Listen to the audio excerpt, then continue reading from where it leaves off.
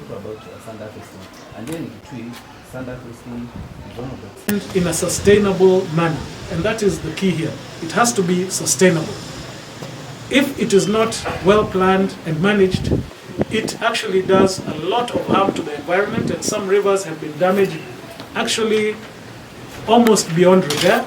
But because we have faith and because we know that Mungu yuko, we know that some of these things can be regenerated over time with a good management plan, and sustainability being the key word here.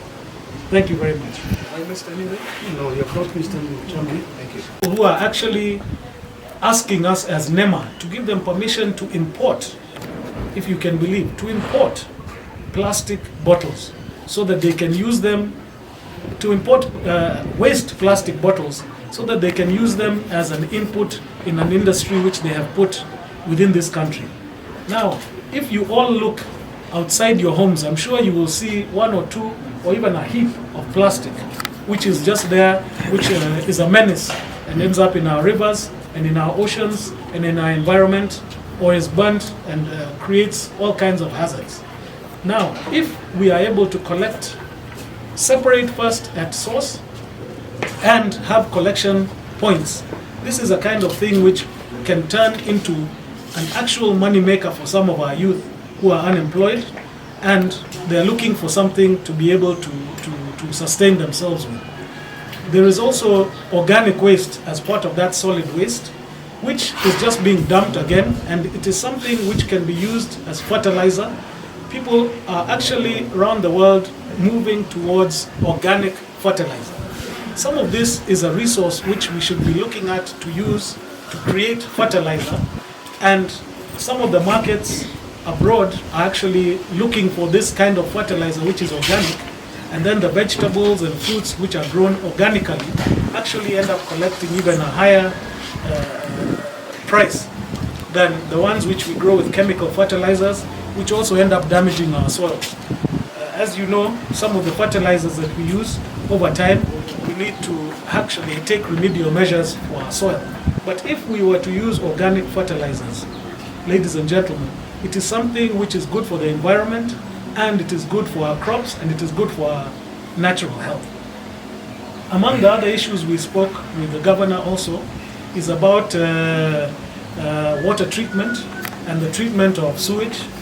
Kitui town has been blessed with a sewage system, but it is not complete. Which are harmful to the environment and in the future end up into the human food chain. Is there a solid policy which is either punitive to whoever, to the offenders, as Nema? What are you, because this is now the current global discussion in COP28, in the next COP28, the antimicrobial resistance. What are you doing to protect us as human beings? Because you know antibiotics or antibodies form the basics of human immunity. Thank you. Okay, thank you. Thank you for those questions. Let me start with the sand harvesting issue, which is a very pertinent issue.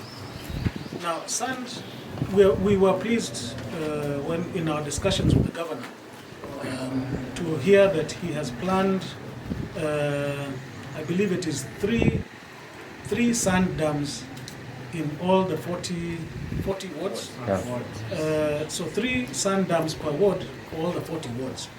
That comes to 120, but I believe he said the total is doing 200. Is that correct? 24. No, 200 in the year.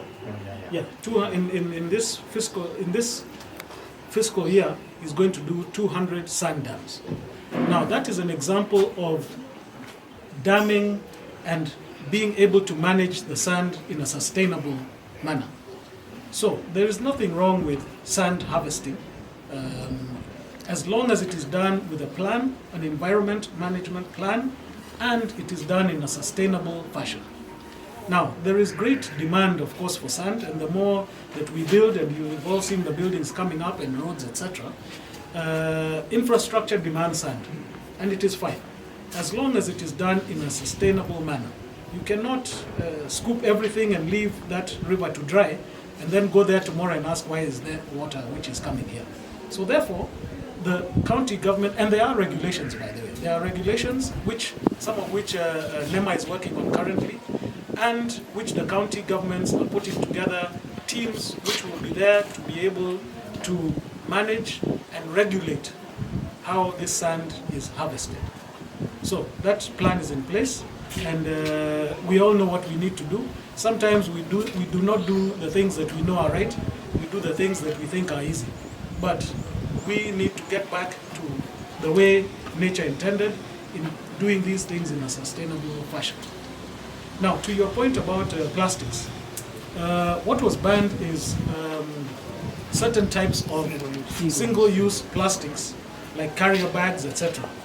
That ban, I will say, is a very effective ban, and in Nema we have actually been celebrated world over, and people have actually come here to benchmark how we did and enforced that ban. When you do see plastics, which are single-use plastics, which make their way into Kenya, sometimes it is because of the nature of the borders that we have here. We have some very porous borders with our neighbors. And some of the countries neighboring Kenya have not banned single-use plastics.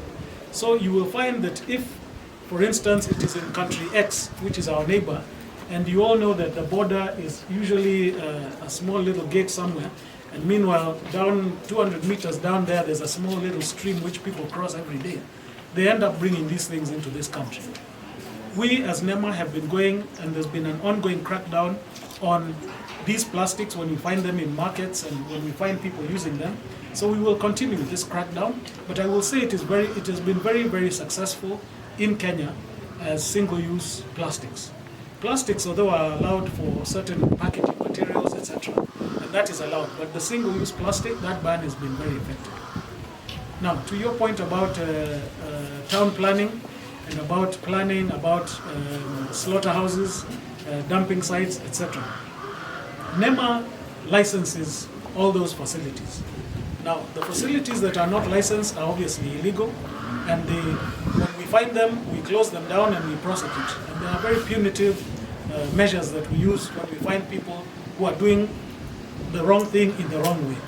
So, among the town planning, there is places which are zoned for this kind of activities, and there are standards which are set. They are supposed to be maybe away from a population, not next to a river, etc. So some of these dumping sites that you find which are next to a river, those are illegal dumping sites, and they will never be licensed by Nema.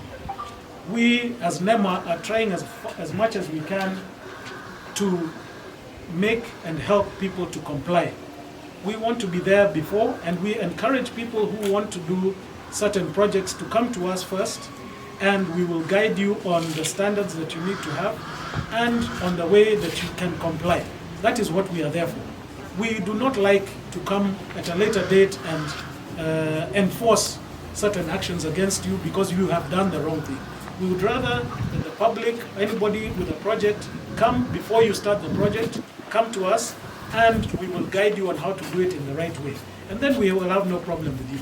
But if you build on riparian land, if you do a dump site which is illegal, we will come after you, and of course the law is on our side and we have to enforce them.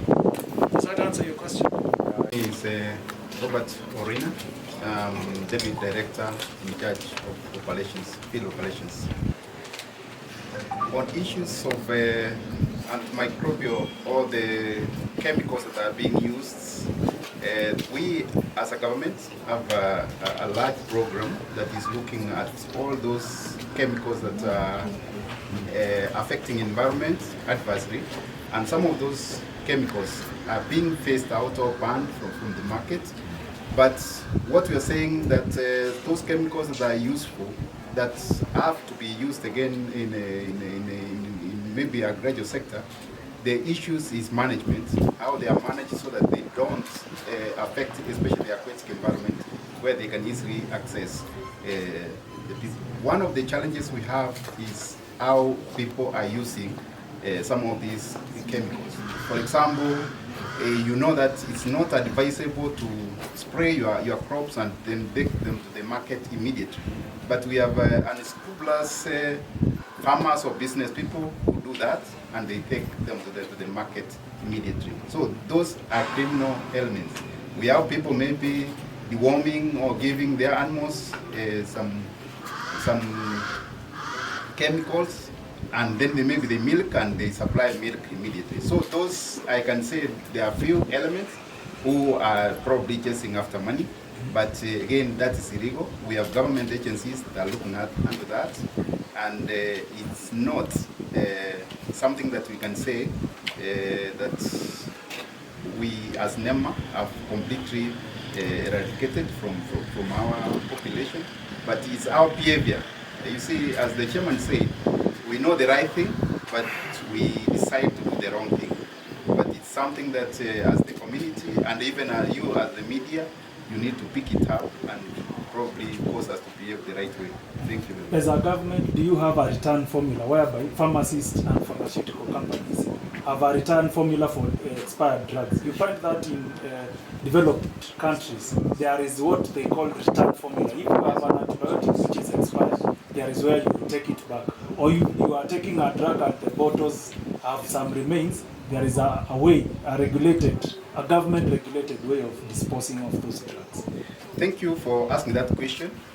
As you might be aware, there's an act that was passed last year, around August last year, the Sustainable Waste Management Act. It has provided for what we call the extended producer responsibility that provides what you are saying, the take-back schemes. And in that, it proposes the establishment of 5 producer responsibility organizations. And one of them is all the packaging that are hazardous. They are supposed to be taken back by the producers. So these organizations are being formed. Currently, we have the KEPRO, which is dealing with the plastic, the packaging, plastic materials. We have PETCO, which is dealing also with the plastics, but basically for the drinking or the liquid aspects. So these other PROs are being formed. The regulation, the extended producer regulations is almost complete.